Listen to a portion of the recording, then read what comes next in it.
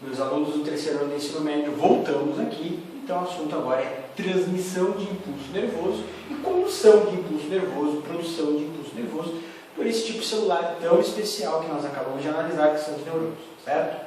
Bom, o impulso nervoso, como eu falei no vídeo, na videoaula anterior, nada mais é do que uma microdescarga elétrica.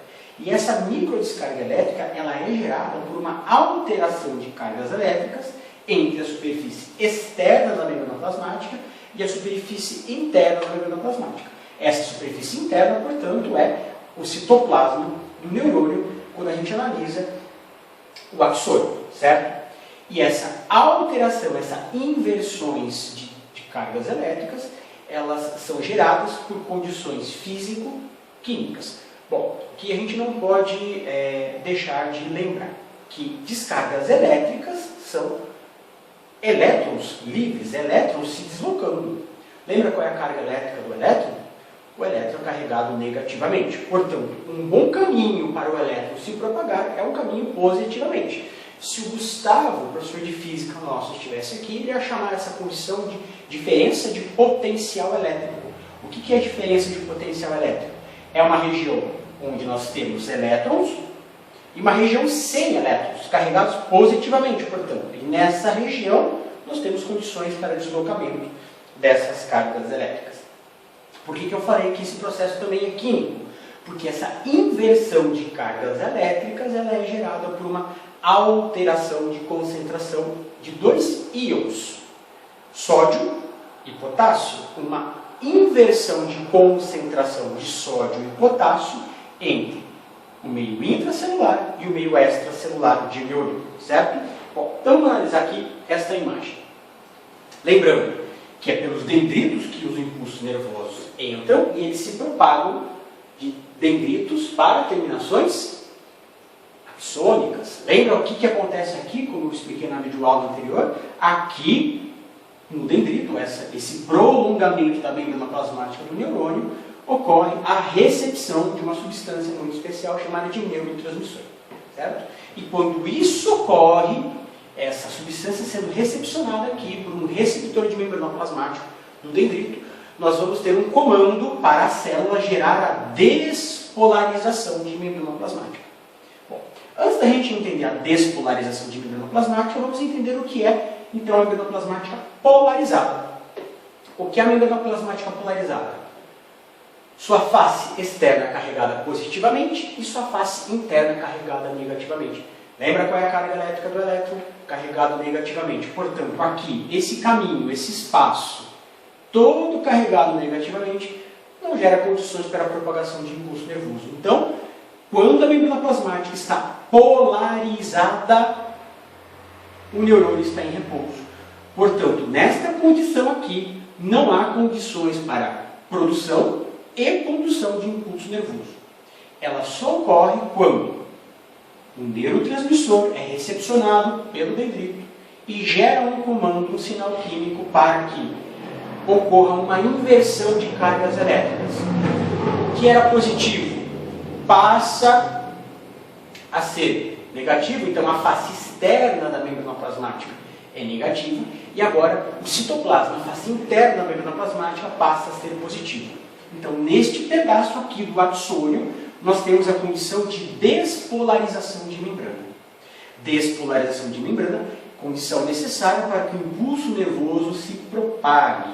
Pois bem, quando a gente for analisar essa região aqui, o que gera condições para essa despolarização é uma inversão de cargas elétricas gerada por uma inversão de concentrações entre dois íons, sódio e potássio. Aqui, nessa primeira imagem, a imagem de membrana plasmática polarizada, nós também temos o sódio e o potássio trabalhando. Mas sódio e potássio trabalhando aqui para gerar a condição de polarização, condição que mantém o neurônio em repouso.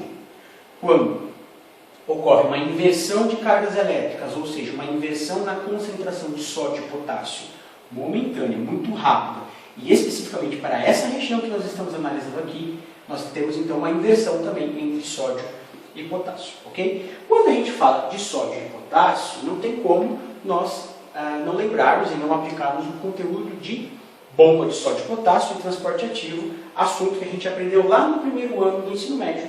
Lembra por que é transporte ativo? Porque consome, gasta ATP, há consumo energético, certo? Bom, começo de conversa. Qual era a função da bomba de sódio e potássio? Vocês lembram? Manter a diferença de concentração, certo? Então, ela gasta ATP para manter a diferença de concentração. Então, nós vamos observar a bomba de sódio e potássio transportando sódio e potássio contra o gradiente de concentração. E toda vez que a bomba de sódio e potássio trabalha, ela mantém sódio fora, mais concentrado, e potássio dentro, mais concentrado.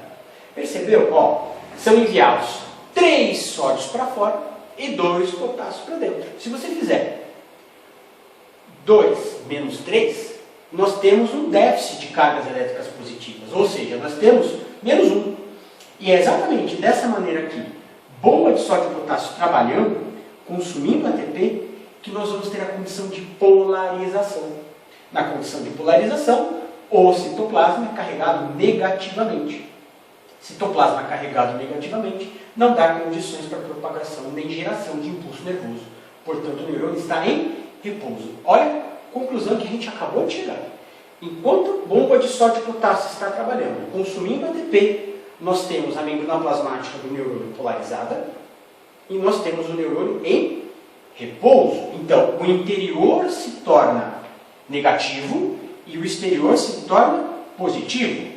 Lembra, ó, essa condição negativa para o citoplasma, por meio intracelular, ela não é necessária, ela não gera condições, melhor dizendo, para que o impulso nervoso se propague. Então, vamos lembrar da imagenzinha de bomba de sódio e potássio? Então, faça de conta que eu tenho aqui a bicamada lipídica, a membrana plasmática do neurônio. Ó, se a bomba de sódio e potássio não trabalha, o meio externo, que é carregado positivamente com uma grande concentração de sódio, permite a entrada do sódio. Então, o sódio se propaga do mais concentrado para o menos concentrado. O meio interno, o citoplasma, que é carregado negativamente e tem mais potássio, permite que o potássio saia do meio intra para o meio extracelular. Então, aqui, se bomba de sódio e potássio não trabalha, todo o potássio que está nessa face aqui, metade dele sai, metade dele fica. E aí as concentrações se igualam. O sódio, metade dele entra, metade dele fica fora, e as concentrações se igualam. Se as concentrações se igualam, nós temos aqui um desequilíbrio químico nessa região. Esse desequilíbrio químico torna inviável manter o funcionamento do neurônio. Então, enquanto bomba de sódio e potássio estiver trabalhando, transportando ao mesmo tempo sódio e potássio, gastando energia, nós temos a condição de polarização. Veja, ó, são enviados 3 para fora e 2 para dentro, certo? Esses 3 que são enviados para fora saíram de onde? Da face extracelular. Esses 2 que são enviados para dentro saíram de onde? Do meio intracelular. Então aqui há um transporte contra o gradiente de concentração que gera uma diferença de cargas elétricas positivas, onde o meio intracelular tem menos cargas elétricas positivas e o meio extracelular tem mais cargas elétricas positivas. Então, essa diferença de cargas elétricas, aqui menos cargas elétricas positivas, e aqui dentro, e aqui fora, desculpa, mais cargas elétricas positivas, gera uma diferença de potencial elétrico de polarização. Lembra o que era polarizado? Face externa carregada positivamente e face interna carregada negativamente. Então aqui mais uma imagenzinha de bomba de sódio e potássio, transportando ao mesmo tempo esses 2 íons. Pessoal, esses 2 íons são cátions. Nós não temos cargas elétricas negativas, nós temos uma diferença de cargas elétricas positivas aqui. Ou seja, uma região com mais cargas elétricas positivas e uma região com menos cargas elétricas positivas. Qual é a condição despolarizada? A condição despolarizada é a face interna carregada positivamente e a face externa carregada negativamente. E quando ocorrer a despolarização de membrana plasmática, o que nós vamos observar? A paralisação de bomba de sódio e potássio. Quando bomba de sódio e potássio para de trabalhar, fora é mais concentrado em sódio, o sódio entra por diferença de concentração.